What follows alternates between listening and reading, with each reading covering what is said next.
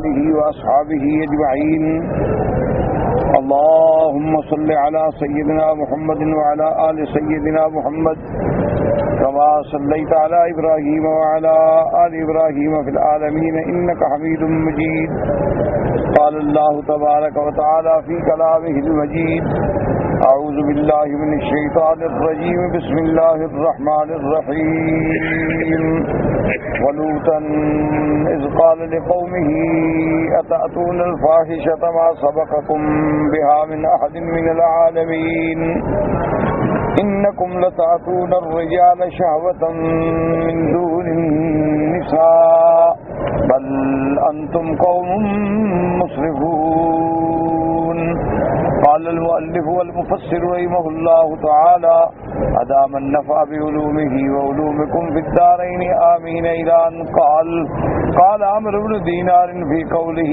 تبارك وتعالى ما سبقكم بها من أحد من العالمين قال ما نزع ذكر على ذكر حتى كان قوم لوط وقال الوليد بن عبد الملك الخليفة الأنبيباني جامع دمشق لولا أن الله عز وجل قص علينا خبر قوم لوط ما ظننت أن ذكرا يألو ذكرا. اب مفسر رحمۃ اللہ علیہ قرآن مقدس کی ان آیات کی تفسیر میں فرماتی ہیں کہ حضرت لوط علیہ السلام نے اپنی قوم سے کہا کہ تم نے ایک ایسا جرم کیا ہے ما سبقکم بها من احد من العالمین، تم لوگوں سے پہلے کسی نے یہ جرم نہیں کیا کہ ما نزع ذکر علی ذکر، کہ کوئی مرد کے ساتھ نر کے ساتھ برائی کرے، یہ ایسا عمل ہے کہ کبھی کسی نے کیا ہی نہیں.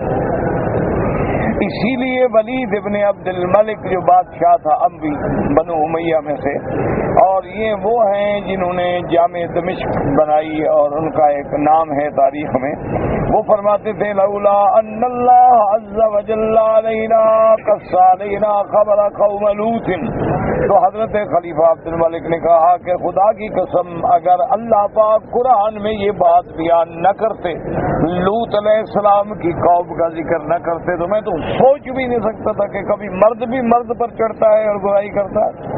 یہ تو میرے تو دماغ میں بھی یہ بات نہیں آتی، لیکن چونکہ قرآن میں ذکر آ گیا تو ہم نے مان لیا. اس لیے اس کے بعد فرماتے ہیں وَلِهَٰذَا قَالَ لُوطٌ عَلَيْهِ السَّلَامَ تَأْتُونَ الْفَاحِشَةَ مَا سَبَقَكُم بِهَا مِنْ أَحَدٍ مِّنَ الْعَالَمِينَ إِنَّكُمْ لَتَأْتُونَ الرِّجَالَ شَهْوَةً مِّن دُونِ النِّسَاءِ أَيَأْتُونَ النِّسَاءَ وَخَلَقَ لَكُمْ رَبُّكُم مِّنْهُنَّ إِلَى الرِّجَالِ وَهَذَا إِسْرَافٌ مِّنكُمْ وَجَهْلٌ لِأَنَّ وَضْعَ الشَّيْءِ فِي غَيْرِ مَحَلِّهِ. اب اللہ پیغمبر نے فرمایا کہ ظالموا تأتون الفاحشہ ما سبقکم بها من احد من العالمین، تم ایک ایسے گناہ کا ارتکاب کرتے ہو کہ تم سے پہلے کسی نے بھی نہیں کیا، جن و انس میں بھی یہ گناہ نہیں تھا کہ نعوذ باللہ کوئی مرد کے ساتھ بدفعلی کرے. اسی لیے علماء نے فرمایا کہ جہاں قرآن نے ذکر کیا ہے زنا کے بارے میں تو وہاں فاحشہ نکرہ ہے، وَلَا تَقْرَبُوا الزِّنَا إِنَّهُ كَانَ فَاحِشَةً وَسَاءَ سَبِيلًا، اور جہاں لواطت کا ذکر ہے وہاں الفاحشہ الف لام معرف مبالغہ ہے، تاکہ یہ تو ایسا گندا فعل ہے کہ جو زنا سے بھی برا ہے، جو زانی سے. دیکھو نا جی، اب زنا میں بھی اللہ معاف کرے کہ اگر دونوں آدمی کنوارے ہیں، یعنی مرد بھی کنوارا ہے عورت بھی کنواری ہے، اور زنا ثابت ہو جائے 100 کوڑے مار دو بس، لیکن ہلاک تو نہیں کیا جائے گا نا. ہاں اگر دونوں شادی شدہ ہے، مرد بھی شادی شدہ ہے عورت بھی شادی شدہ ہے، تو دونوں کو رجم کریں گے، پتھر مار مار کے مار دیں گے. اچھا دونوں میں ایک شادی شدہ ہے ایک غیر شادی شدہ ہے، تو ایک کو کوڑے مارے جائیں گے اور ایک کو رجم کیا جائے گا. لیکن یہ جو بدفعلی ہے مرد سے بدفعلی کرنا، یا نعوذ باللہ کسی مرد کا اپنی عورت کے ساتھ بدفعلی کرنا، اس کی تو اتنی بڑی سزا ہے کہ حضور نے فرمایا اقتلوا الفاعل والمفعول، دونوں کو قتل کر، یعنی اب دونوں جو ہیں وہ زندہ رہنے کے قابل نہیں رہے. ہاں البتہ ایک بات یاد رکھیں کہ فقہا نے ایک فرق کیا ہے، وہ یہ کہتے ہیں کہ اگر کوئی بندہ مثلاً اپنی بیوی کے ساتھ بدفعلی کرتا ہے، اللہ معاف کرے، تو اب یہ دیکھنا ہوگا کہ کیا بیوی اس عمل پہ راضی تھی، تو پھر تو دونوں کی سزا قتل ہے، یعنی خامند بھی راضی تھا اور بیوی بھی نعوذ باللہ اس طریقے پہ راضی تھی، تو اب دونوں کی سزا یہ ہے کہ دونوں کو قتل کر دیا۔ اچھا، خامند نے زبردستی کی، بیوی نہیں مانتی تھی لیکن وہ مجبور ہو گئی کہ یہ مجھے بدبخت طلاق دے دے گا یا مجھے چھوڑ دے گا، تو اب وہ کہتے ہیں کہ اس پر سزا قتل نہیں آئے گی، کیونکہ وہ تو مکرہ ہے، مجبور ہے، اس نے اپنی خواہش سے تو یہ کام نہیں کیا، یعنی یہ اتنا گھناؤنا جرم ہے۔ اسی لیے علماء نے لکھا ہے کہ یہ ایسا گھناؤنا جرم ہے کہ جانور بھی نہیں کرتے، یعنی انہوں نے تاریخ لکھی ہے کتابوں میں، حیوانات کی خصوصیات لکھی ہیں، تو انہوں نے کہا جتنے جنگل کے درندے ہیں نا، جتنے جانور ہیں، شیر ہے، چیتا ہے، بگیاڑ ہے، زیب ہے، ریچھ ہے، کتا ہے، بلا ہے، وہ کہتے ہیں وہ بھی یہ کام نہیں کرتے، یعنی ان سے یہ تو ہوتا ہے کہ ان کے ہاں تو چلو زنا کا کوئی تصور نہیں، اپنی مادہ کا بھی کوئی تصور نہیں ہوتا، حیوان ہے، مکلف نہیں ہے، لیکن وہ بھی بدبخت یہ چیز نہیں کرتے جو بندہ کرتا ہے، جو انسان کرتا ہے، کہ کوئی انسان جو ہے اللہ معاف فرمائے۔ اور یہ ایسی وبا ہے کہ آج کل امت محمد مصطفیٰ صلی اللہ علیہ وسلم میں یہ لواطت کی وبا جو ہے، عمل قوم لوط جو ہے، یہ اتنا عام ہو گیا ہے، نعوذ باللہ نعوذ باللہ، کہ اب اس سے اللہ کی رحمت کے ساتھ جو لوگ ہیں وہ بچے ہوں گے، ورنہ مدرسوں میں، سکولوں میں، ہاسٹلوں میں، کالجوں میں، گھروں میں، یعنی یہ ایک ایسا عذاب آ گیا۔ اور دوسری مصیبت یہ ہے کہ جب سے یہ دنیا میں فلمیں آ گئیں، وی سی آر آ گئے، پھر ڈش آ گیا، اب انٹرنیٹ آ گیا، تو یہ ایک ایسی ملعون بلا ہے جو گھروں میں آ گئی ہے کہ گھروں کے گھر کھا گئی، کیونکہ اب گھر میں میاں بیوی بیٹھے ہوئے ہیں اور وہ گندی فلمیں دیکھ رہے ہیں۔ اچھا، اور دشمن کتنا چالاک ہے، ہم تو ان باتوں کو نہیں سوچتے نا۔ سب سے بڑا دشمن جو ہے مسلمانوں کا وہ یہود ہے، سب سے بڑا دشمن نمبر اول جو ہے وہ یہودی ہے۔ تو اب پتہ ہے کہ یہود نے، مجھے بہت سارے دوست جو ان چیزوں کو جانتے ہیں ان نے بتایا کہ وہ یہودی جو ہیں عین جب جمعہ کی نماز کا وقت ہوتا ہے اسی وقت وہ گندی فلمیں چلا دیتے ہیں تاکہ لوگ ان فلموں میں بیٹھے رہیں اور جمعہ بھی گیا اور دوسرا عذاب بھی خرید لیا۔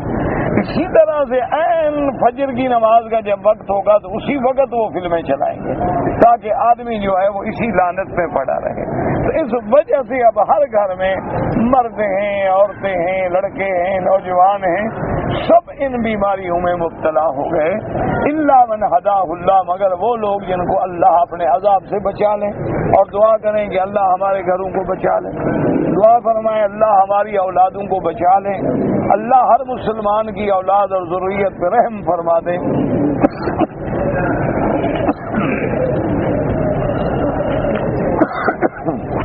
یہ ہے کہ اب اولادیں جو ہیں وہ قابو میں نہیں رہیں، اللہ معاف فرمائے، حقوق آ گیا، نافرمانی آ گئی، بے حیائی آ گئی۔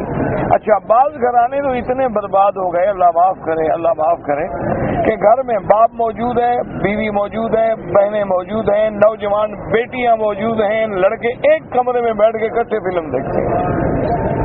انا للہ و انا الیہ راجعون۔ اور کیا کہہ سکتا ہے آدمی؟ یہی کہہ سکتا ہے کہ لا حول ولا قوت الا باللہ العلی العظیم، کہ یا الہ العالمین ہمیں اپنی رحمت سے بچا لے، اور بندہ کچھ کہہ نہیں سکتا۔ دیکھو نا، ایک میں نے آپ سے عرض کیا تھا کہ دشمن ہمارا جو ہے نا وہ بڑا سمجھدار ہے اور ہم انتہائی بے وقوف ہیں، ہم جذباتی قوم ہیں، نعرے لگانے والے، زندہ باد مرد آباد، زندہ باد مرد آباد، ہماری حیثیت کوئی، لیکن دشمن اتنا سلو پوائزن، ایسا آہستہ آہستہ آہستہ زہر دیتا ہے کہ وہ انسانوں کے رگو پے میں اتر جاتا ہے، اور پھر اس زہر کا تریاق ہی کوئی نہیں دنیا میں۔ اب دیکھیں نا جی، مولوی مکی کتنی تقریریں کرنے کا، ایک ٹھنڈے دل سے چلو ہم بھاگتے ہیں، یورپ بھی، ادھر بھی، ادھر بھی، فلاں بھی، یہ بھی، کبھی 2 دن، کبھی 4 دن، کبھی 8 دن، اچھا 8 دن ہم کوشش بھی کرتے ہیں، کہیں درس ہو گیا، کہیں ترجمہ ہو گیا، کہیں تقریر ہو گئی، کہیں جلسہ ہو گیا، کوئی آرام الحمدللہ نہیں کرتے، ہم جاتے ہیں سیر بھی نہیں کرتے ہیں، ہمیں تو ابھی تک میں آپ کو فیکسیں پڑھا سکتا ہوں. دوستوں نے لکھا کہ بھئی ہم آپ جب چلے جاتے ہیں تو ہمیں محسوس ہوتا ہے کہ ہم نے آپ پر ظلم کیا, کہ آپ کو رات دن ہم نے جلسوں میں مصروف رکھا, آپ کو ملک تو دکھایا نہیں, کوئی سیر تو کرائی نہیں, تو آپ مہربانی کر کے 10-15 دن چھٹی لے کے آئیں اور کوئی پروگرام نہ ہو, ہم آپ کو سیر کرائیں. تو میں نے لکھا, میں نے کہا یہ کتنی بڑی بے وقوفی ہے کہ میں اللہ کا حرم چھوڑ کے آؤں اور سیر کروں. یہ کون سی بھی نیکی ہوگی کہ بھی میں سیر کرنے کے لیے اللہ کا حرم چھوڑ دوں. خدا کا گھر چھوڑ کے, طواف چھوڑ کے, درس چھوڑ کے بہ رہا ہوں جی مجھے آپ سیر کروائیں. ہاں اللہ کے دین کے لیے آنا تو پھر بھی کوئی بات ہے کہ چلو بھی وہ سفر بھی دین کے لیے ہو جائے, اللہ کے دین کے, لیکن چلو ہم کتنے آدمیوں کو سنا دیں گے اور وہ بدبخت ایک فلم چلائیں گے اور شام تک جناب وہ کروڑوں آدمی دیکھ رہے ہیں, کروڑوں آدمیوں کے دماغ میں اتر جائے گا. اب اس کے مقابلے پہ ہماری کیا تقریریں اور ہمارے کیا درس اور ہمارا کیا زور, ہم تو کچھ بھی نہیں.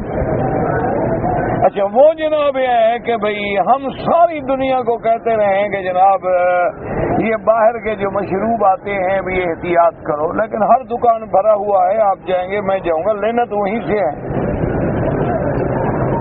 سودا تو وہیں سے لینا. کیا کریں گے آپ؟ اگر آپ اپنا گوشت بنائیں تو آپ کو 25 روپے کا کلو بنتا ہے, یعنی آپ بکرا لے آئیں, ذبح کریں, صاف کریں, اچھا گوشت بنوائیں تو 25 ریال کا 1 کلو, اور باہر کا آپ کو ملے گا 8 ریال کا 1 کلو, صاف بنا ہوا بالکل جناب.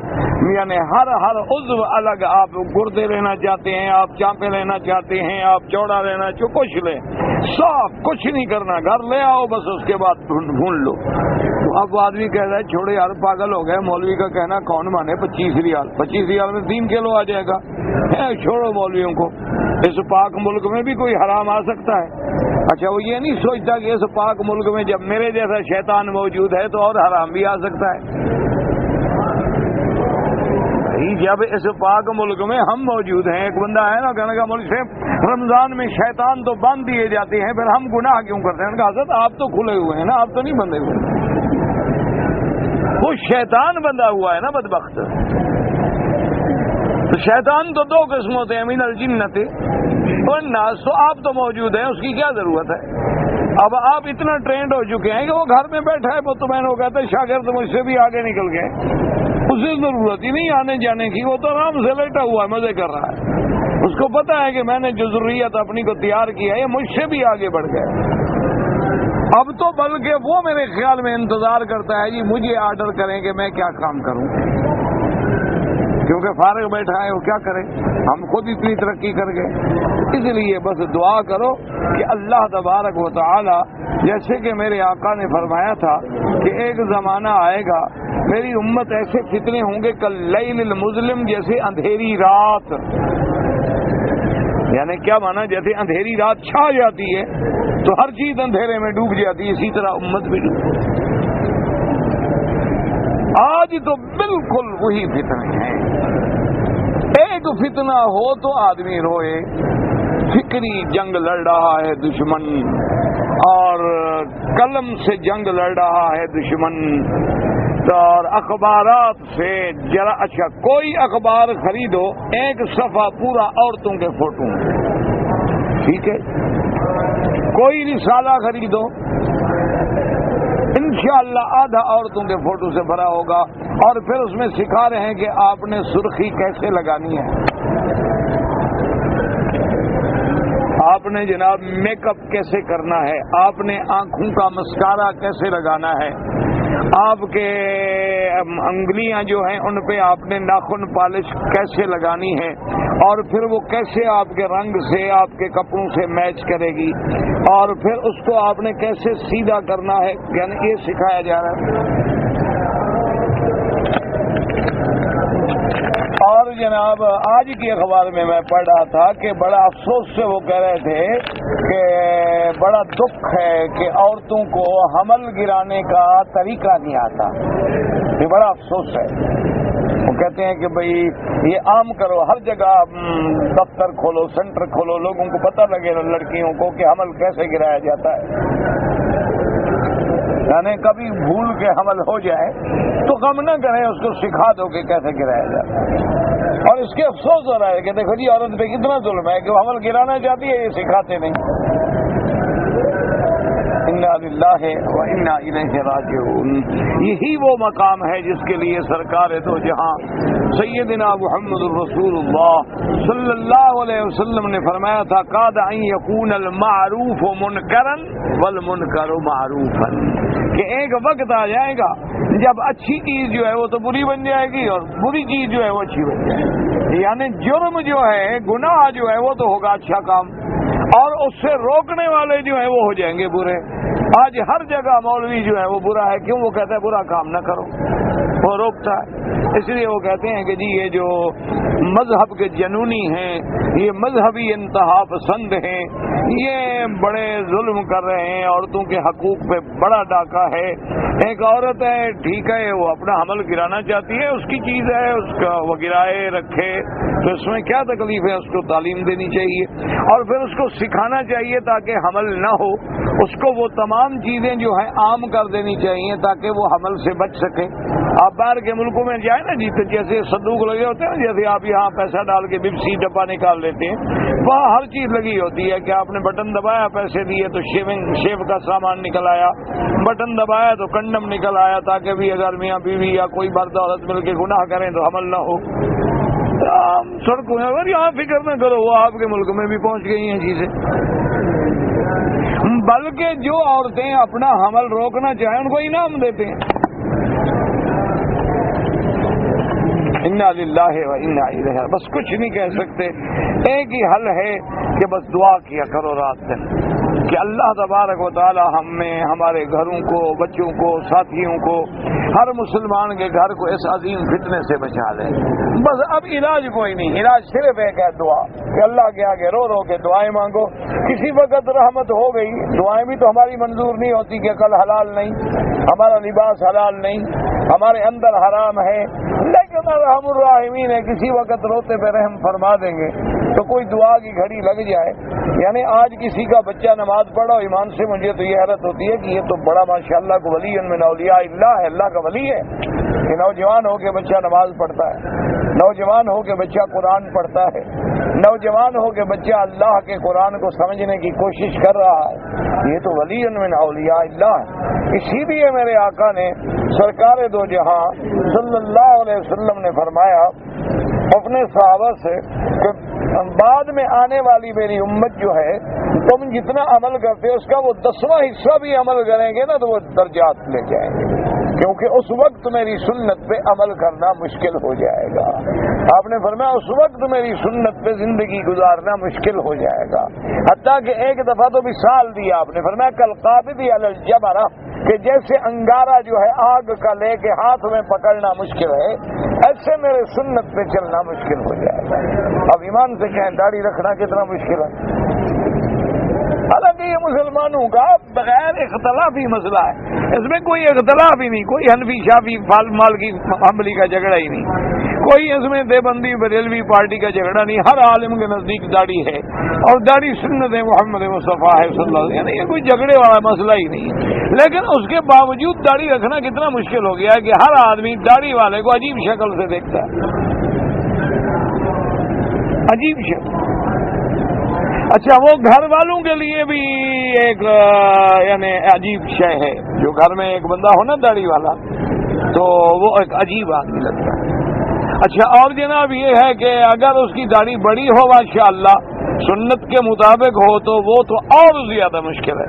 اچھا یہاں آپ گزریں تو آپ کو دگن کہہ کے پکاریں گے، عربی بھی. انا للہ و انا الیہ انا للہ و انا الیہ راجعون. اللہ تبارک و تعالیٰ سے دعا فرمائیں کہ اللہ تبارک و تعالیٰ ہمارے حال پہ رحم فرما دے. یاد رکھو ایک ہے داڑھی نہ رکھنا، یہ گناہ ہے، بار بار منڈانا گناہ کبیرہ ہے، اور ایک ہے داڑھی پر اعتراض کرنا یا داڑھی کو برا سمجھنا یا داڑھی کا استہزاء اڑانا، مذاق اڑانا، اور یہ بغیر کسی اختلاف کے آدمی کافر ہو جاتا ہے. یعنی کسی کا اختلاف ہے ہی نہیں اس مسئلے میں. یعنی ایک آدمی اگر داڑھی کو برا کہے یا بیوی کہے کہ دیکھو مجھے تمہاری داڑھی نہیں اچھی لگتی، بس اس کو منڈا ڈالو، دیکھو نا مجھے چبھتی ہے داڑھی، لگتی ہے کانٹوں کی طرح، تو ایمان ختم۔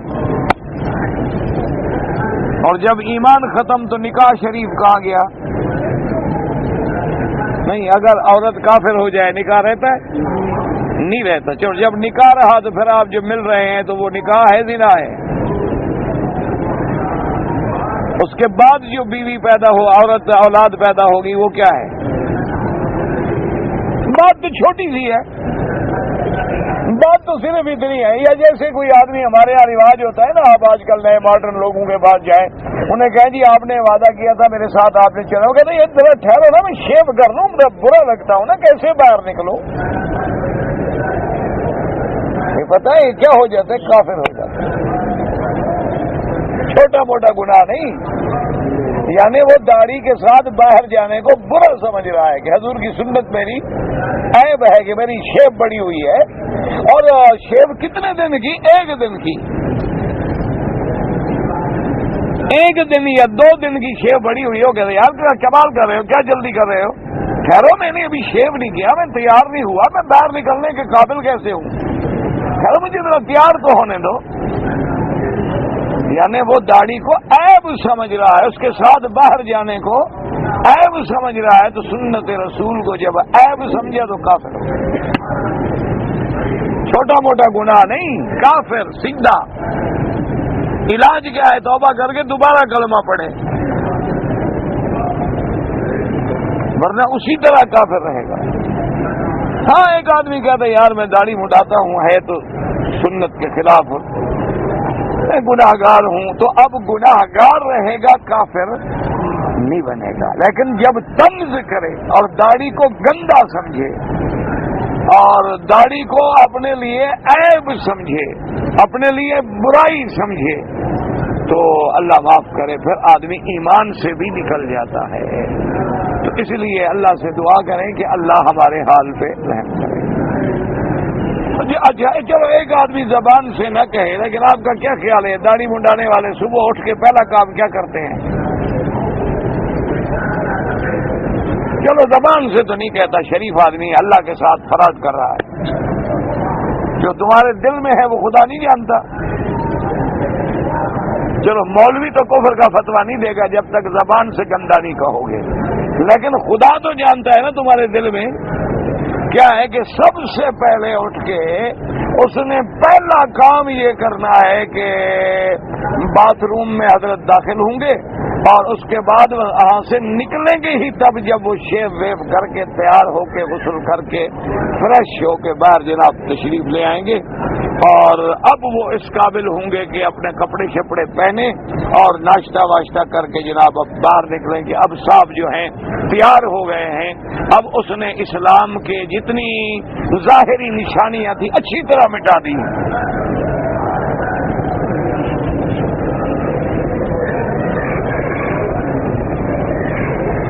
اچھا مسجد کا مینار ہے کیا چیز؟ ایک مینار ہی ہے نا کہ دیوار ہے، اس کو گرا دو تو مسجد کی علامت ختم ہو گئی۔ مینار دیکھ کے کیا اندازہ ہوتا ہے کہ یہ مسجد ہے؟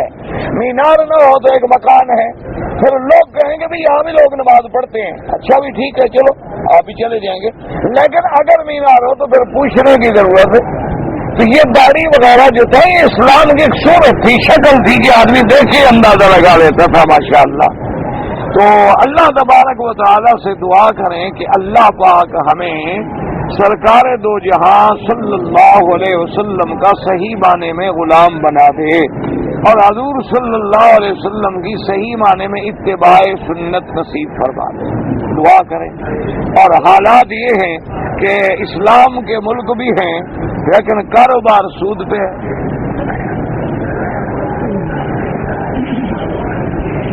ہمیں تو کوئی سمجھ نہیں آ رہا کہ ہم کدھر جا رہے ہیں۔ میرے دماغ میں میں تو خیر ویسے بھی ایک جاہل طالب العلم آدمی ہوں، لیکن میں تو کبھی کبھی سوچ کے اتنا پریشان ہو جاتا ہوں، خدا جانتا ہے کہ دل ڈرتا ہے کہ کیا پتہ ہم مسلمان ہیں گھر میں نماز نہیں ہے، روزہ نہیں ہے، بیوی میں دین نہیں، بیٹی میں دین نہیں، اولاد میں دین نہیں، اولاد کی اولاد میں دین نہیں، اور آپ کو یہ جرت نہیں کہ آپ ان کو کہہ سکیں کہ اٹھو بیٹا نماز پڑھو. آپ کو یہ جرت ہی نہیں کہ آپ پوچھیں کہ بیگم صاحب نماز پڑھی ہے آپ نے. اگر بیگم صاحب شام کو جناب سنگار کر کے میک اپ کر کے اپنا باہر نکل جائیں اور رات کو وہ جناب 11 بجے گھر میں تشریف لے آئیں تو شوہر بیچارہ اتنا دبا ہوا ہے، اتنا یتیم شوہر ہے، وہ پوچھ نہیں سکتا کہ بیگم کہاں گئی تھی. کہتے اچھا اب تم مجھ پہ شک کرتے ہو، اچھا اب تم اتنا آگے بڑھ گئے ہو، تمہیں میرے ایکٹیویٹیز پہ شک ہے. اور میرا فرینڈ تھا، دوست تھا، میں اس کے پاس گئی تھی، آپ کو نہیں پتا بنا میرا دوست ہے. یعنی ایک بکری بھیڑیے کو ملنے جائے اور کہے کہ بھیڑیا میرا دوست ہے.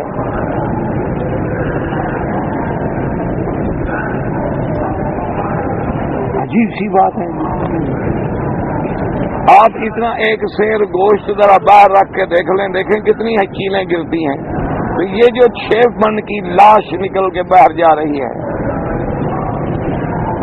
یہ کیا خیال ہے؟ یہ نہیں پتا کہ اس کو کتنے کتے بھونکیں گے، کتنی چیلیں پڑیں گی، کتنی اس کو ڈوچیں گے، کتنی کھسوٹیں گے. اچھا کچھ بھی نہیں کریں گے تو آنکھوں کا زنا تو سب سے کرا کے آئے گی نا. تو آنکھیں بھی تو زنا کرتی ہیں نا.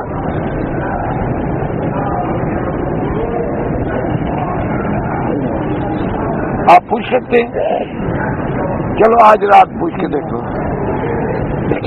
ایک فائدہ ہو جائے گا، اگر رات بیگم سے پوچھے نا تو کل تمہیں انشاءاللہ نماز فجر کی ملے گی. کیوں جلدی گھر سے نکل آؤ گے نا پھر حرم ہی آنا ہے، کہاں جانا ہے. بھائی جب گھر سے نکال دیں گے اور ہمارا آپ کا کوئی ٹھکانہ ہے مولوی کا، پھر وضو کر کے ماشاءاللہ حرم. لوگ کہیں گے سبحان اللہ، آج حضرت تو تہجد کے وقت گئے ہوئے ہیں، پتہ نہیں گھر سے نکالے ہوئے ہیں، تہجد پڑھنے تھوڑی آئے ہیں. پھر آپ اشراق پڑھ کے جائیں گے تاکہ بیگم سو جائے اور بڑے دبے پاؤں آرام سے جوتا اتاریں گے کہ بیگم کی نیند میں خلل نہ آئے. انا للہ و انا الیہ راجعون. بس اب اور کوئی بات نہیں کہہ سکتے، یہ کہہ سکتے ہیں کہ انا للہ و انا الیہ.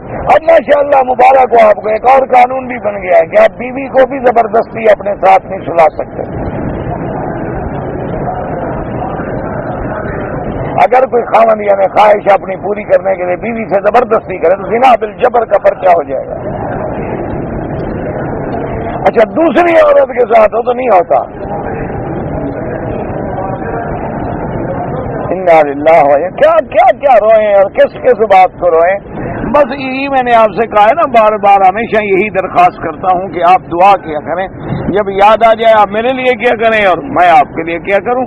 پتہ نہیں کسی وقت دعا لگ جائے بس، اور حل کوئی نہیں. اب دیکھیں کہ کتنا بڑا فیل ہے کہ وہ کہتے ہیں ایسا کام جو کہ انکم لتأتون الرجال شہوۃ من دون النساء، کہ ظالمو تم عورتوں کو چھوڑ کے اپنی شہوت رانی جو ہے مردوں کے ساتھ پوری کرتے ہو. یعنی عدل تم عن النساء، تم نے عورتوں کو چھوڑ دیا. وما خلق لکم ربکم منہن الی الرجال، اللہ نے تو عورتیں پیدا کی تھیں تیری تسکین کے لیے، تیری خواہش کے لیے، تیری طبع کو سکون کے لیے، لیکن تم نے چھوڑ دیا. فہذا اسراف منکم وجہل، یہ تم سے جہالت ہے، تمہاری زیادتی ہے کہ تم نے وضع الشیء فی غیر محلہ، کیونکہ تم نے اس چیز کو غیر محل میں استعمال کیا، ظلم ہے. وَلِهَذَا قَالَ لَهُمْ فِي الْآيَةِ الْأُخْرَى هَؤُلَاءِ بَنَاتِي إِن كُنتُمْ فَاعِلِينَ. جب قوم نوح آئی، قوم نوح نے آ کے جب ان سے مہمانوں کو طلب کیا، پیغمبر نے کہا یہ ہے میری بیٹیاں جو ہیں، اگر تم شہوت پوری کرنا چاہتے ہو تو ان کے ساتھ پوری کرو. یاد رکھو یہاں بھی لوگوں نے بڑا دھوکہ کھایا ہے. بعض لوگ کہتے ہیں کہ حضرت لوط علیہ السلام نے اپنی بیٹیاں پیش کی کہ ہؤلاء بناتی، یہ میری بیٹیاں ہیں. یاد رکھو اللہ معاف کرے. حضرت لوط علیہ السلام کتنی بیٹیاں تھیں؟ 2 بیٹیاں تھیں. تو 200 آدمی کو 2 بیٹیاں پیش کر رہے تھے.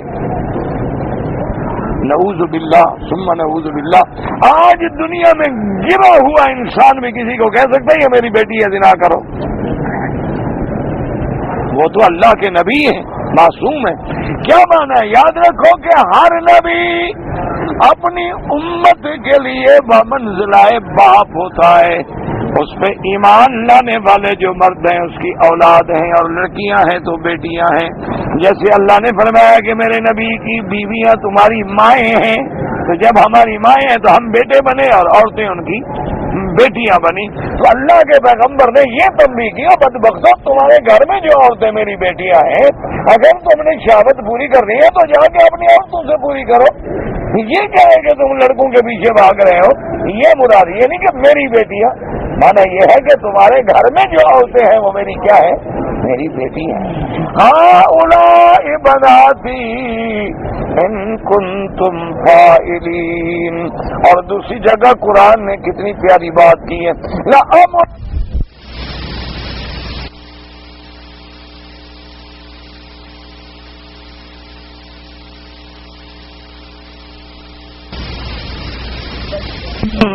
لفی سکرتہم یعمہون. اللہ فرماتا ہے محمد مدنی مجھے تیری زندگی کی قسم. اللہ اکبر, کتنا شان ہے میرے مدنی محمد مصطفیٰ کہ اللہ پاک نے نبی کی حیاتی کی قسم کھائی. کتنی عظمت ہے. فرما انہم لفی سکرتہم یعمہون. وہ قوم جو ہے اپنے گناہوں کے نشے میں اندھی ہو گئی. گناہوں کے نشے میں, جیسے آدمی نشے میں اندھا ہو جاتا ہے, اس کو کوئی پتہ نہیں لگتا بیوی اور بیٹی کے فرق کا, اسے کوئی پتہ نہیں ہوتا نشے میں حلال و حرام کا.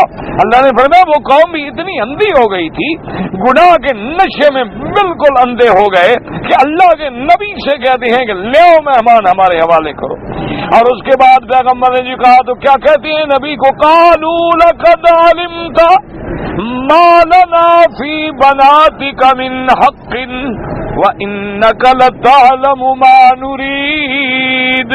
کہنے لگے کہ لوط علیہ السلام تم جو کہتے ہو عورتوں کے بارے میں, آپ کو پتا ہے ہمیں وہ لڑکیاں, وہ تمہاری بیٹیاں اپنی بیویاں نہیں چاہیے, ہمیں تو عورتیں چاہیے نہیں.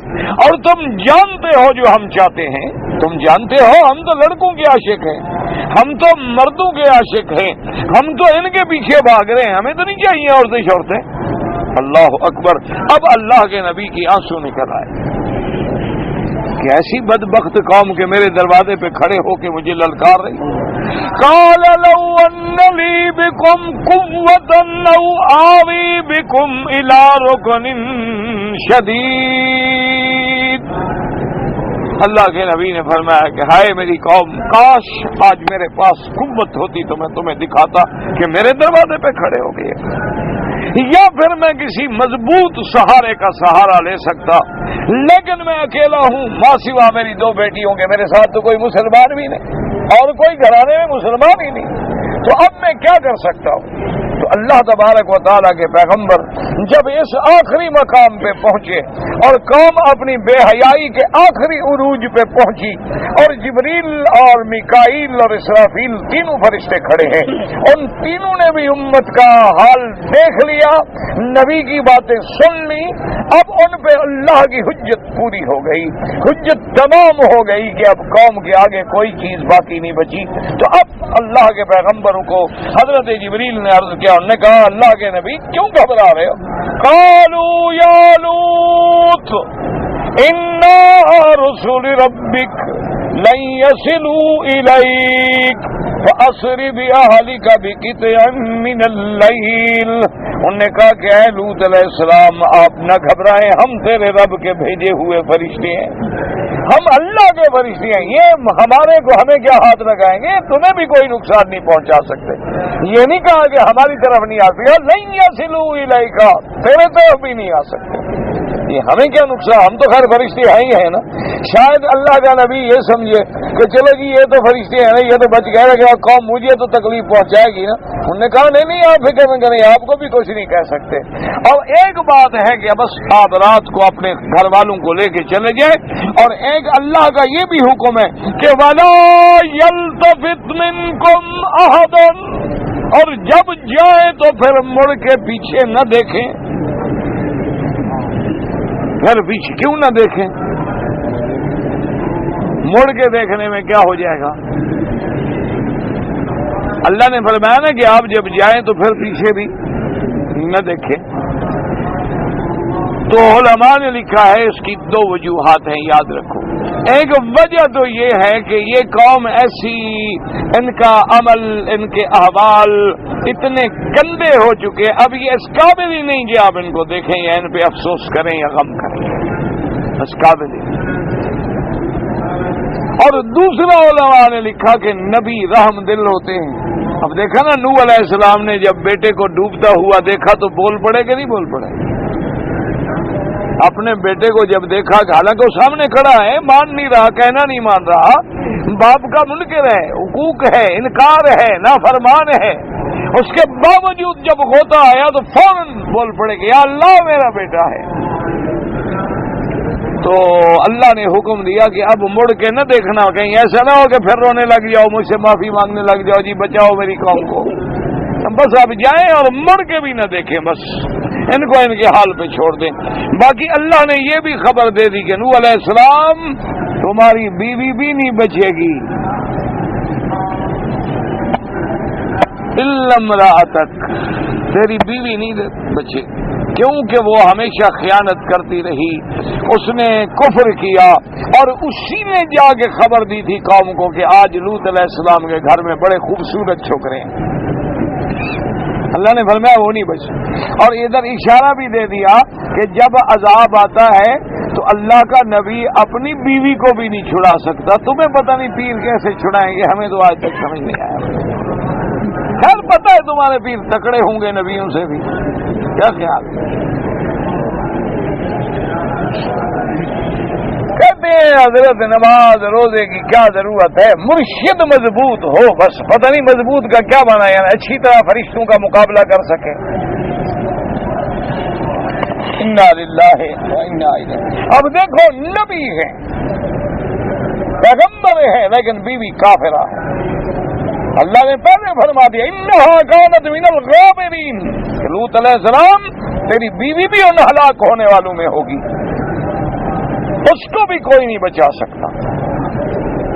اسی طرح نوح علیہ السلام کی بیوی کافر ہے. قرآن کھل کے کہتا ہے کہ لن یغنیا عنہما من اللہ شیئا، وہ میرے دونوں نبی نوح اور لوط اپنی بیویوں کو کوئی بھیلے کا بھی فائدہ نہ دے سکے.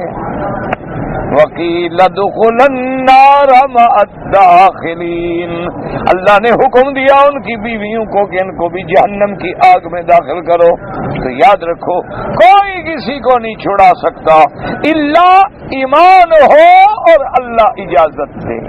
یاد رکھو شفاعت ہوگی لیکن کس کے حکم سے؟ اللہ کے حکم. اور شفاعت کس کے بارے میں ہوگی؟ کافر کے بارے میں نہیں ہوگی، مسلمان کے بارے میں، ایمان والے کے بارے میں ہوگی جو ایمان پہ مر گیا اور گناہ ہے.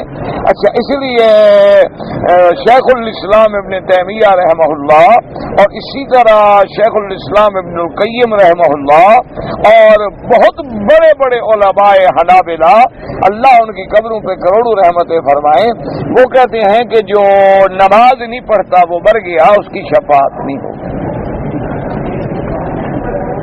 کیوں کہ وہ تو کافر ہے. وہ کہتے ہیں کافر کی شفاعت ہوتی نہیں. جو بے نماز نہیں پڑھتا اور مر گیا، وہ کہتے ہیں کہ حضور نے فرمایا کہ من ترک الصلاۃ متعمدا فقد کفر، جو شخص جان بوجھ کے ایک نماز بھی نہ پڑھے کافر ہو گیا. تو کہتے ہیں جب کافر ہو گیا تو کافر کی شفاعت تو ہوگی نہیں. اس لیے وہ کہتے ہیں کہ بے نماز کی شفاعت نہیں ہوگی. اسی لیے وہ فرماتے ہیں کہ بے نماز مر جائے تو اس کا غسل شسل بھی نہ دو، اس پہ جنازہ بھی نہ پڑھو، اور مسلمانوں کے قبرستان میں اس کو دفن بھی نہ کرو، چونکہ وہ تو کافر ہے، کافر مر گیا۔ اللہ اکبر اللہ، یہ اگر فتویٰ سامنے رکھا جائے، ایمان سے کہو پھر کتنے مسلمان ہیں ہم؟ آپ اپنے علاقے میں ذرا ابھی آنکھیں بند کر کے تھوڑا غور کر لیں کہ آپ کے ملک میں 10 مسجدیں ہیں اور 4 سینما ہیں، تو مسجد میں کتنی حاضری ہے اور سینما پہ؟ تھوڑا سا غور کر لیں۔ اچھا دیکھیں نا جی، پھر بدبخت ایسے ہیں، کافر کتنا سمجھدار ہے، سینما کے ٹائم کیسے رکھتے ہیں کہ 12 بجے سے پہلا شو شروع ہوگا 3 بجے تک، 3 سے پھر ہوگا 6 تک، 6 سے پھر 9 تک، کوئی اور بڑے ترقی والے ہوں تو 9 سے 12 تک۔ کتنی نمازیں غائب؟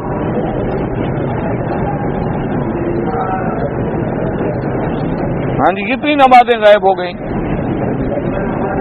12 بجے سے جو برباد ہوئی قوم، کسی کی ظہر گئی، کسی کی عصر گئی، کسی کی مغرب عشاء گئی۔ اچھا اب جو رات کو 12 بجے فلم دیکھ کے حضرت گھر لوٹیں گے، سبحان اللہ، گھر آتے آتے انشاءاللہ 2 تو بج جائیں گے نا جی، تو 2 بجے جب سوئیں گے تو صبح کی نماز، وہ تو انشاءاللہ شیطان یبول فی اذنہ ہی، حضور نے فرمایا شیطان کان میں پیشاب کرتا ہے باقاعدہ۔ جو صبح کی نماز کے لیے نہیں اٹھتے، ان کا پہلا ناشتہ جو ہے نا جی، ان کو جو بیڈ ٹی کے بجائے شیطان کا پیشاب ملتا ہے۔ یہ میں نے نہیں کہا، مجھ پہ غصہ نہ کرنا، حضور نے فرمایا ہے۔ ہاں یہ نہ کہنا کہ مولوی مکی نے کہہ دیا جی پیشاب کا ہے اور فلاں، میں نے نہیں کہا حضرت، حضور نے فرمایا ہے کہ جب نماز کا وقت آتا ہے تو شیطان آ کے تھپکیاں دیتا ہے، سو جا سو جا بیٹا، ابھی دے رہے آرام کرو آرام کرو، مٹھیاں چٹیاں پڑتا ہے تو آدمی جب سو جاتا ہے، اور جب نماز کے لیے وہ نہیں اٹھتا، یقین ہو گیا کہ اب یہ بدبخت گیا، تو اس کے کان میں پیشاب کر کے چلا جاتا ہے کہ یہ تمہارا چلو بھی بیٹی ہو جائے، تو باقی جب اٹھو گے تو پھر میں حاضر ہو جاؤں گا، فکر نہ کرو، ہم تیار کھڑے ہیں تمہارے استقبال کے لیے۔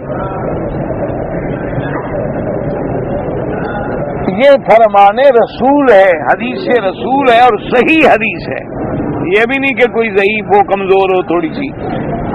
اب خود اندازہ کر لیں کہ اسی لیے حکم ہے، حضور نے فرمایا کہ جب تم حمام میں جاؤ، یعنی بیت الخلاء میں جاؤ یا اپنی بیوی کے ساتھ لیٹو تو باتیں نہ کیا کرو۔ کیوں؟ فرمایا کہ فرشتہ ہو جاتا ہے دور، اور جب فرشتے دور ہو گئے اور اس کے بعد شیطان قریب ہو گیا تو کوئی ایسی بات پھر گندی نکلے گی، اللہ معاف کرے گی، اور تم تو باتیں ہی اسی وقت کرتے ہو، کہتے ہیں نہیں مزہ ہی بیوی کے ساتھ بات کا اسی وقت تو آتا ہے۔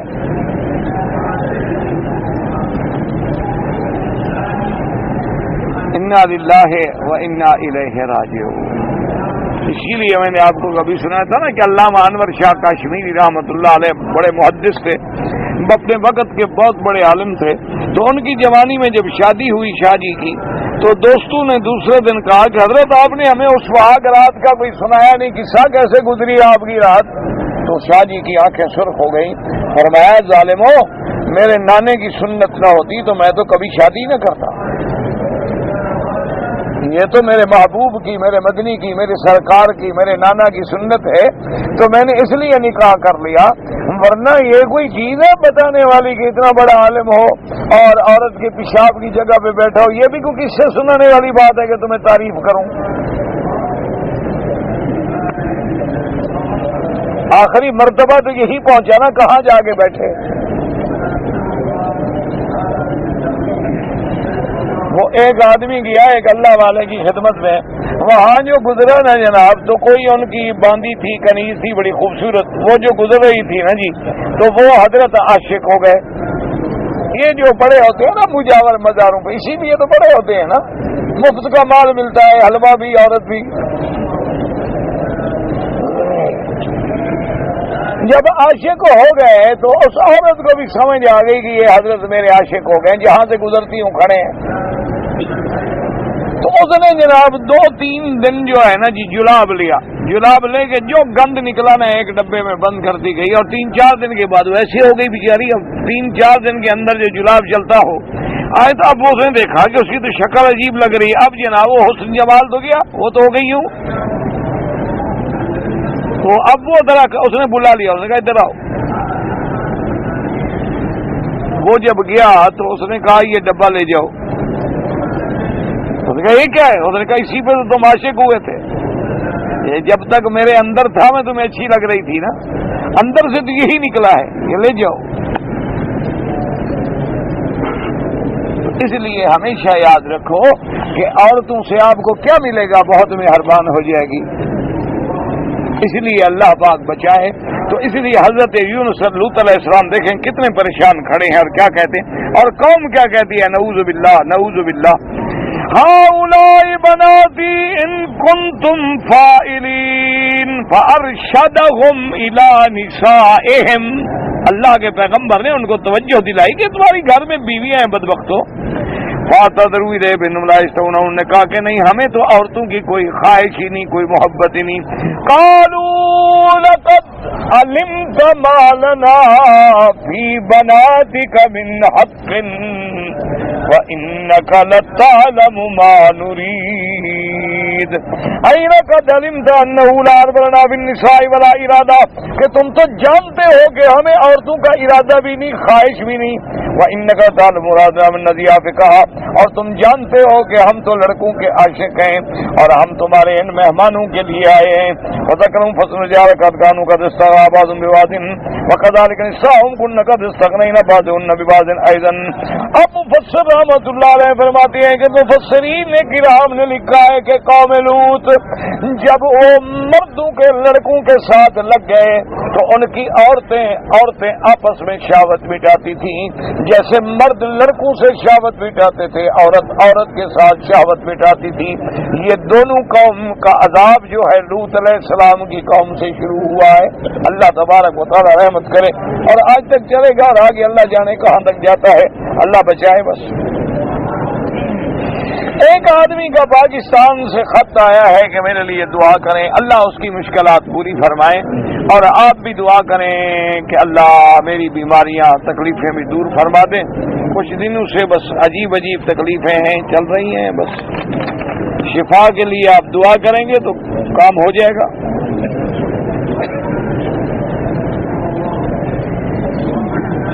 ایک آدمی وفات پا گیا ہے، اس کے بیوی بچے بھی ہیں، ماں باپ بھی ہیں، تو یہ میراث کا مسئلہ ہے، شریعت کا لکھ دیں ہاں سب کو حصہ ملے گا.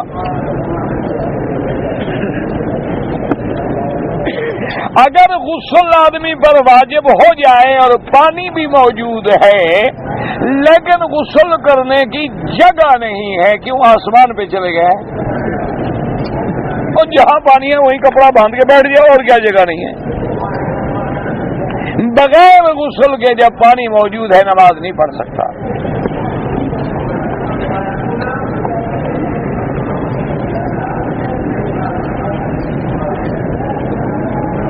اگر بیوی اور شوہر میں ناچاکی ہو جائے اور بیوی نافرمان ہو جائے تو خاوند نے بڑا زور کیا، نصیحت کی، سب کچھ کیا، تھوڑا بہت مارا بھی اور اس کو گھر میں بھی علیحدہ رکھا، لیکن بیوی سیدھی نہیں ہوتی تو اب کیا کرے؟ آخری علاج طلاق، اور تو کوئی حل نہیں. اگر کوئی امید نہ رہے، اگر کوئی صلح کا ہر امکان ختم ہو جائے، ویسے طلاق بہت بری چیز ہے، بچنے کی کوشش کریں آپ، لیکن اگر کوئی حل نہیں ہے تو پھر ایسے کہ نام تمہارا رہے اور نہ بیوی ہے نہ بغیر بیوی ہے، تو بہتر ہے کہ پھر طلاق دے دیں تاکہ اس کو کوئی اللہ پاک اور اچھا شوہر عطا کر دیں گے اور تمہیں کوئی اللہ اور بیوی اچھی عطا کر دیں گے، تاکہ بلا وجہ پھر دونوں ہٹکے تو نہ رہے نا، ورنہ نتیجہ یہ نکلے گا کہ تم الگ گناہ کرو گے، وہ الگ گناہ کرے گی. آخر بندہ ہے، بھوک تو سب کو لگتی ہے.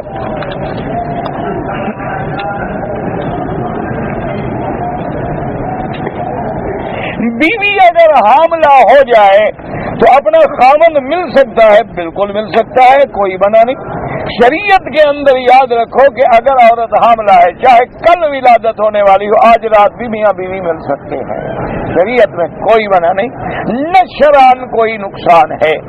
بلکہ ایک حدیث مبارک میں یہ بھی ہے کہ مدینہ منورہ میں جب سرکار دو جہاں سیدنا محمد الرسول اللہ صلی اللہ علیہ وسلم تشریف لائے تو وہاں پر یہ عام بات تھی کہ اگر میاں بیوی حمل میں ملیں تو لڑکا یا لڑکی جو پیدا ہوگی تو احول کہتے ہیں بھینگا، یعنی ایک آنکھ پھری ہوئی، تو اس لیے وہ لوگ نہیں ملتے تھے۔ تو بعد میں حضور نے فرمایا غلط بات ہے، یہ سب چیزیں غلط ہیں، کوئی منع نہیں شریعت میں۔ ہاں اگر بفرض محال تمہاری بیوی بیمار ہے یا پہلے 1-2 دفعہ حمل گر چکا ہے، اب لیڈی ڈاکٹر کہتی ہے کہ ابھی اتنے عرصے تک میاں بیوی نہ ملے تو وہ الگ بات ہے، وہ تو ایک بیماری ہے، وہ تو مجبوری ہے، ورنہ شریعت میں کوئی منع نہیں۔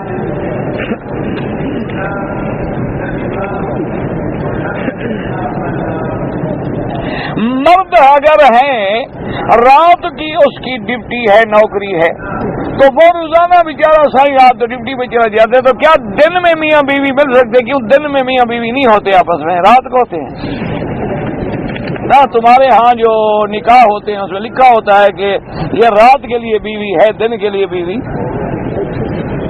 اللہ کے بندے دن ہو رات ہو کہیں ہو، حتیٰ کہ شریعت کا حکم ہے کہ اگر اونٹ کے کچاوے بھی بیٹھے ہیں وہاں خاوند کی خواہش ہے تو پوری کرے۔ کیا ہے؟ سفر ہے، گاڑی ہے، موٹر ہے، کار ہے، ٹرین ہے، میاں بیوی ہے، حلال ہے، خواہش ہے اس کی۔ یہ کیا مطلب ہے کہ رات کو ملے اور دن کو نہ ملے؟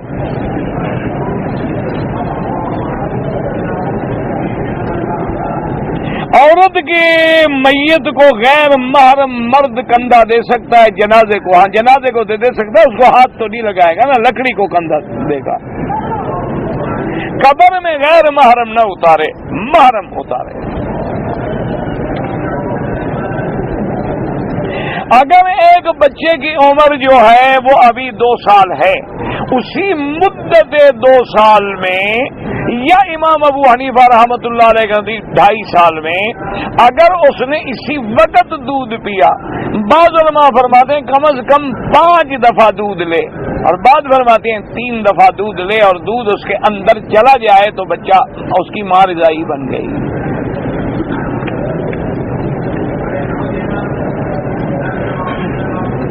سنت نبوی کے مطابق ایک مشت داڑھی جو ہے ہونی چاہیے، ائمہ 4 کا اتفاق ہے اس پہ، یعنی ایک مشت داڑھی جو ہے وہ ہو۔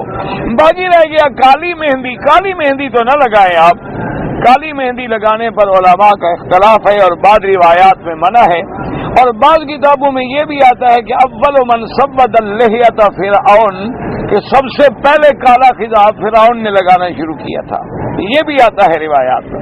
لیکن اگر خضاب سیاہ نہ ہو، کوئی اور رنگ ہو تو کوئی منع نہیں، یعنی آپ یوں کریں اس میں مہندی زیادہ ڈال دیں تو سرخ، تو وہ سرخی مائل ہو جائے تو کوئی حرج نہیں، جائز ہے، یا براؤن ہو جائے، یا بعض لوگ سنہری بن جاتی ہے داڑھی، یعنی جیسے سونے کا رنگ ہوتا ہے، یعنی کالا نہ ہو، کالے کے علاوہ کوئی رنگ ہو کوئی حرج نہیں۔ اچھا اگر آپ نے لگایا ہے تو سرخ لیکن دور سے کالا نظر آتا ہے تو کوئی حرج نہیں۔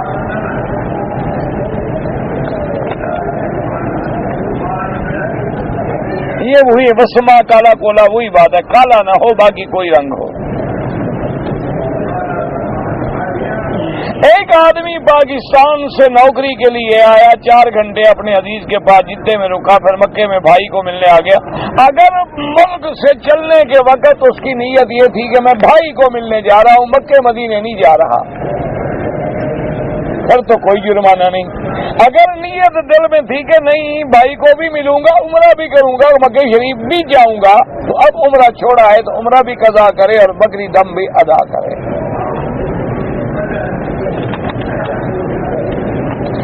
رکن یمانی پہ ہاتھ لگانا سنت ہے، بوسہ دینا صحیح حدیث میں ثابت نہیں۔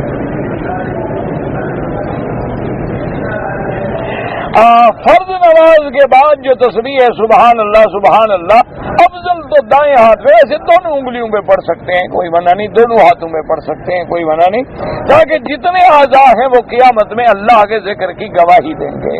سبحان اللہ، اسی طرح الحمدللہ، اسی طرح اللہ اکبر، اور آخر میں لا الہ الا اللہ وحدہ لا شریک لہ لہ الملک و لہ الحمد یحیی و یمیت، وَهُوَ عَلَى كُلِّ شَيْءٍ قَدِيرٌ۔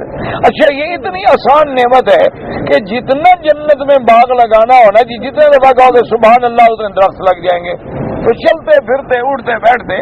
اور یاد رکھو ہمیشہ ہمارے بڑے بڑے اساتذہ جو تھے وہ فرماتے تھے کہ جو بندہ درود شریف اور سبحان اللہ والحمدللہ، لا الہ الا اللہ اللہ اکبر، اسی طرح لا الہ الا اللہ وحدہ لا شریک لہ لہ الملک والحمد یحیی و یمیت وہو علی کل شیء قدیر، اسی طرح ہر نماز کے بعد آیت الکرسی، یہ ہمیشہ کے لیے اپنی عادت بنا لے تو اللہ کی رحمت سے جنت ملے گی، اللہ تبارک و تعالی جنت عطا فرمائے۔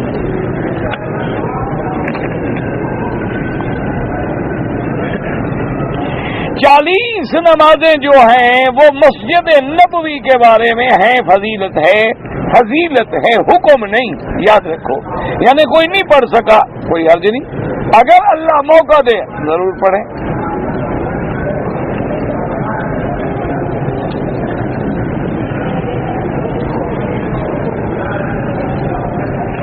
اگر آپ مسلمان ہو گئے اور بھائی بہنیں خاندان ہندو ہیں تو ان کے ساتھ کھانا پینا جائز ہے، کوئی حرج نہیں، آدمی کافر کے ساتھ کھا سکتا ہے، پی سکتا ہے، بیٹھ سکتا ہے۔ ہاں اگر تمہیں یقین ہو کہ یہ واقعتاً حرام ملائیں گے تو پھر نہ کھائیں، یا یقین ہو کہ مجھے نقصان پہنچانے کے لیے انہوں نے کوئی نہ کوئی چیز حرام ڈالی ہے پھر نہ کھائیں، ورنہ کافر کے ساتھ بیٹھ کے کھانا پینا کوئی مسئلہ نہیں۔ میری بیوی کے والدین ہندو ہیں، بالکل آپ کی بیوی والدین کی خدمت کرے، احترام کرے، ان کا کھانا پینا، کپڑے دھونا، ان کی خدمت کرنا، اور ماں باپ ہیں کافر ہیں تو کافر ہے، اور اللہ کرے اسی خدمت سے شاید اللہ ان کے دل میں بھی اسلام کا جذبہ ڈال دے۔ اور یہ تو باقاعدہ حدیثوں میں موجود ہے کہ جب ابو سفیان تشریف لے آئے مدینہ منورہ تو بی بی ام حبیبہ ابو سفیان کی بیٹی تھی اور میرے آقا سرکار دو جہاں سیدنا محمد مصطفیٰ کی بیوی تھی، امہات المومنین تھی، تو بی بی صاحبہ فوراً حضور کی خدمت میں آئیں، انہوں نے کہا کہ یا رسول اللہ میرا ابا آیا ہے ملنے کے لیے، اور آپ جانتے ہیں وہ کافر ہے اور کفر کا بڑا ستون ہے، اب میرے لیے کیا حکم ہے؟ آپ نے فرمایا سلی ابا کے جا کے اپنے ابے کا استقبال کرو، ان کی خدمت کرو، انہیں کھانا کھلاؤ، تمہارا باپ ہے، کافر ہو گیا تو کیا ہو گیا؟ تو حضور صلی اللہ علیہ وسلم نے باقاعدہ حکم دیا، تو بی بی صاحبہ نے پھر ابو سفیان کی خدمت کی، کھلایا پلایا، گھر میں رکھا۔ اسی طرح ایک دفعہ حضور صلی اللہ علیہ وسلم نے حضرت امیر المومنین سیدنا عمر رضی اللہ تعالیٰ عنہ کو ایک جبہ عطا فرمایا، ریشم کا تھا، تو حضرت امیر المومنین نے عرض کیا کہ یا رسول اللہ صلی اللہ علیہ وسلم، آقا آپ نے تو فرمایا کہ ریشم پہننا حرام ہے، تو میں یہ حرام کا کپڑا کیسے پہنوں گا؟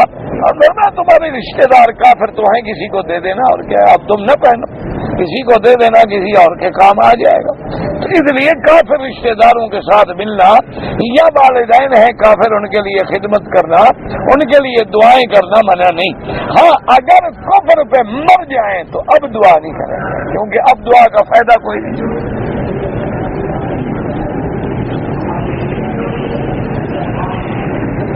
ہاں جی دعا کریں، آواز نہیں پہنچتی، دعا کریں، اللہ صحت دے، اللہ عافیت دے، اللہ تبارک و تعالی ہمت و قوت دے اور اپنے دین سے محروم نہ کرے۔ بس اگر میں نے فجر کی نماز سے پہلے طواف کر لیا، اذان ہو گئی، تو اب اگر آپ چاہیں تو 2 رکعت واجب الطواف بھی پڑھ لیں اور 2 رکعت سنت فجر بھی پڑھ لیں، یا پھر صرف 2 رکعت سنت پڑھیں اور طواف کی 2 رکعتیں چھوڑ دیں، پھر سورج نکلنے کے بعد میں پڑھ لینا۔ تو بہرحال دونوں طریقے جائز ہیں۔ جب 2 رکعت فجر کی سنت پڑھ لیں پھر کوئی نماز نہ پڑھیں ماں سوا فجر کے۔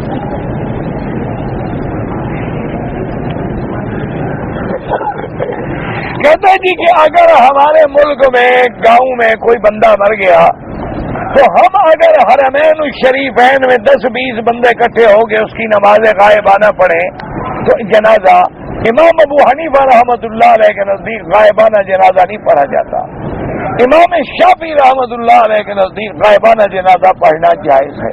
تو جو حنفی مسلک کے ہیں وہ نہ پڑھیں، جو شافعی لوگ ہیں پڑھا کریں، کوئی ایسی بات نہیں، کوئی جھگڑے کا مسئلہ تو ہے نہیں.